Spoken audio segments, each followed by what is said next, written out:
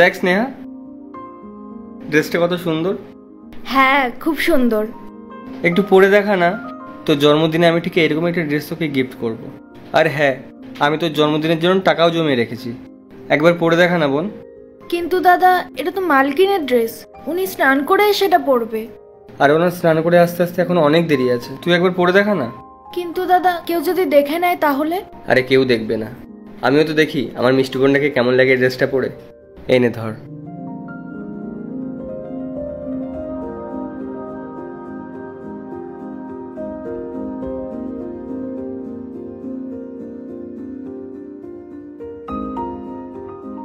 আরে বাহ, কি সুন্দর লাগছে আমার বোনকে, পুরো পরীর মতো।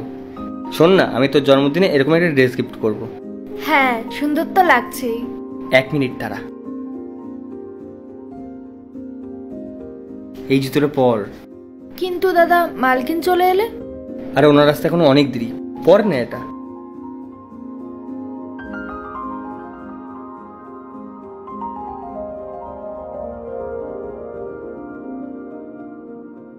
এক্সকিউজ মি, এটা পায়েলের বাড়ি তো? হ্যাঁ, এটা পাইলেরই বাড়ি। Actually I am really sorry, আমি নক না করেই ভেতরে ঢুকে পড়েছি। দরজাটা খোলা ছিল তো তাই। বাই দ্য ওয়ে, আপনাকে এই ড্রেসটা পরে খুব সুন্দর লাগছে, খুব মানাচ্ছে আপনাকে। আমিও তো এটাই বলছিলাম ওকে। আচ্ছা দাদা, তুমি পায়েলকে কখনো দেখোনি? অ্যাকচুয়ালি নো, মানে বাবা আমাকে ছবি পাঠিয়েছিল, বাট আমি দেখার আগেই আমার ফোনটা ডেড হয়ে গেছে। আপনিই পায়েল না?